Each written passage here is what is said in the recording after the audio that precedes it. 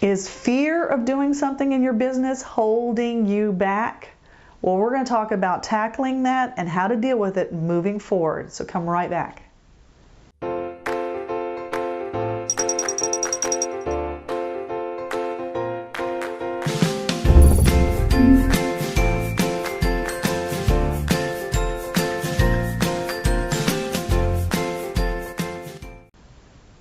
Hi, I'm Ginger Bratzel from New Patient Attraction Automation and gingerbratzel.com, and where we help dentists with strategies, training, and coaching to get them to the next level that they want in their practice. And I'm here to talk to you about the word fear, F-E-A-R. And there's a lot of acronyms to describe fear, but in reality, either you believe in it or you don't, fear is there.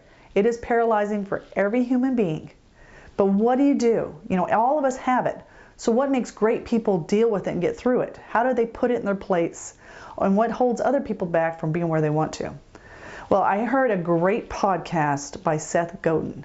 And if you're not familiar with the author Seth Godin, he's a tremendous blogger, author, speaker. He talks about marketing and business like nobody else. He's got tons of books. The Purple Cow, about being unique and how to stand out, being linchpins. He's got wonderful books out there. And Seth was talking about this in this podcast, fear, just like we're talking about. And the interviewer asked Seth what he does with fear. How does he process it, fear? And then how does he see great people tackle fear? And Seth says, here's the deal with fear. Like it or not, it's there. And like it or not, you cannot make it go away. You cannot force it out. So get over that feeling and that intention that you have to get rid of fear, because that is what's holding you back, not the fear. So Seth breaks it down into 3 steps. First one is you have to identify what you're really fearful of. And it might seem silly, but you have to vocalize it and you have to write it down. It might seem ridiculous to you and you're even embarrassed by it, but you've got to give it the power it has and acknowledge it. So identifying it is the first thing you need to do. 2, you need to identify why you're fearful of it. Past childhood experience. Maybe you were embarrassed by something that happened in practice. Maybe you tried to deal with this in the past and you failed and you're holding on to that guilt. It doesn't matter, no blame, no shame here, but you have to figure out why. And that's your assignment to go through on this. And then the last step, this is where you break the wall, is here's the deal. You are never ever going to get rid of it. We've acknowledged it, we know why it's there. Now we need to know how to dance with the fear. So what are you going to do in your business, even though it's there, and still make it happen? So maybe you're fearful of doing video like this. Here's the deal. You identify it, you figure out what's going on, you don't think you're good at it. Here it is. You do it anyway. You dance with the fear. So you get comfortable with being uncomfortable. So I like that phrasing, dancing with the fear.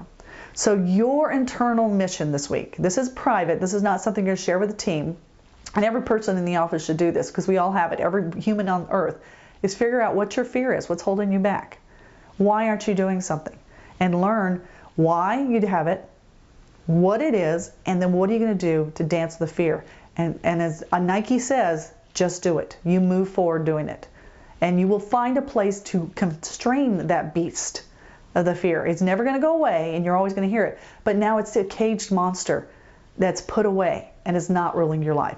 So that's what I want you to do. Go through and I want you to write down what your fear is, why you're fearful, and I want you to make a list of how you're going to dance with the fear, which means moving forward. And then I want you to write your intention. You are going to do it, whatever's holding you back. So what is it this year that you wanted to do? Maybe it's hiring the next person.